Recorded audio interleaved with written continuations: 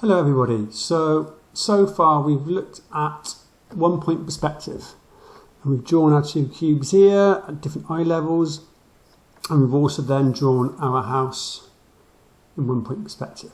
Okay, as you can remember, we've got a horizon line, we've got the vanishing point. Okay, and in 1 point perspective you can see the object is side facing you.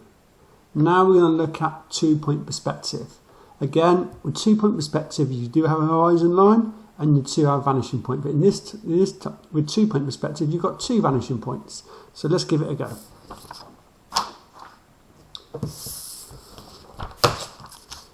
So again, if we do the same exercise as before, in the top right hand corner, we're going to draw our two sort of practice drawings, but in 2 point this time. Again, you need a ruler, a sharp pencil, and potentially you're going to need a rubber. Okay, so you're going to start with, like we did before, the vanishing point.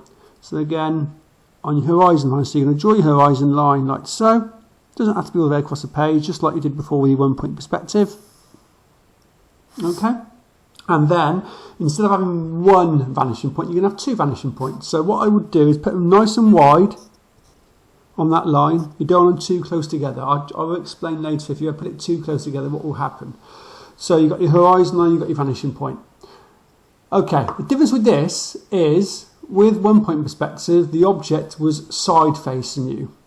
With 2 point perspective, the object you're going to be looking at is always going to be corner facing, so the corner is going to be closest to your eye. So again, what we're going to do, below the horizon line, we're going to draw, first of all, a vertical line, 30 millimeters long. Okay? So I'm going to put it roughly in the centre, between the two vanishing points. So I'm going to do 30 there. Okay. Again, not too heavy on the lines, because obviously if you do make a mistake, you need to then rub out if required.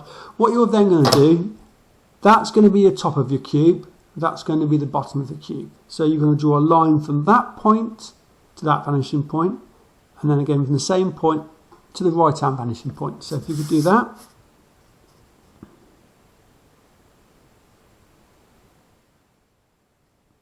Again, accuracy is really important. Nice light lines. So if you do make a mistake, you can rub them out. But accuracy is really important here. Okay? And then you're going to do the same from that bottom of the line. You're going to draw one line from there to there, there to there.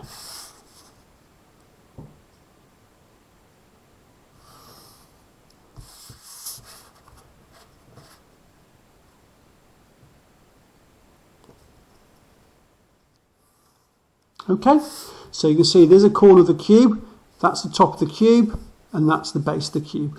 What we've then got to decide now is how deep that cube is going to be. So where are we going to have our vertical line back here? So if you want, obviously, as a cube, it's going to be roughly, so again, you're going to do it by eye, you're not going to measure. And I'm going to say roughly around about there, I reckon. Remember, this line needs to be parallel to that line there. Again, remember, your vertical lines need to be vertical, not at an angle like so. So again, lightly draw your line on the right hand side. Okay, and do exactly the same on the left hand side. So you're trying to get that proportion correct, so it looks like a cube. So again, each side looks the same length. Okay, and then we're going to draw a line between there, again in the vertical, making sure that's parallel to that line. Okay, so you can see your two sides of your cube. What we need to do now is add the top of the cube, because at the moment we've got this node back here.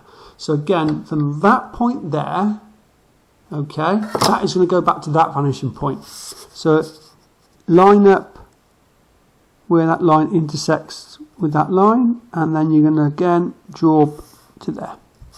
And the same again, you're then going to draw a line on that corner to that vanishing point, like so. Okay, so there is my cube in 2 point perspective. So you can see corner facing, there's one face, there's two face, and there's the top. So again, you can see we are looking down on the cube because obviously we can see the top face. Okay, what I want you to do again is we're going to now draw another cube above, just up here. Okay. So again, make it 30 millimeters again. So you're going to start with your vertical line. What I'm going to do, I'm going to basically take it over here Okay, I'm going to take it over more to the left-hand side vanishing point, have it in the centre, just to show you an example what happens when we do this. One, okay, and again from the top line, you're going to draw a line from that point there to that vanishing point, that point there to that vanishing point. Okay, and as you can see, because we're over to the left-hand side more, this angled line here, this line here is obviously a bit of a steeper angle because it's closer to that vanishing point. Okay, and then what you're going to do, you're then going to draw a line from the bottom of that line to that vanishing point, bottom of that line to the left-hand vanishing point. It doesn't matter what order you do this in, it's totally fine any order you wish. Okay, so again, we've got our corner, we've got our two sides, but obviously the two sides go all the way back to the vanishing point at the moment. So what we've got to decide now is how deep our cube is again. So again, we're going to have a vertical line. I'm going to say roughly there, proportionally. So making sure this line here is going to be running parallel to that line. And then I'm going to draw a line there. And then I'm going to do the same on that side. So I'm going to go roughly about there, I reckon. I'm going to make sure that's parallel and up to there. Alright? What I'm then going to do, now I need to add the bottom section in. So again, you're going to draw a line from that point there to that vanishing point, that point there to that vanishing point.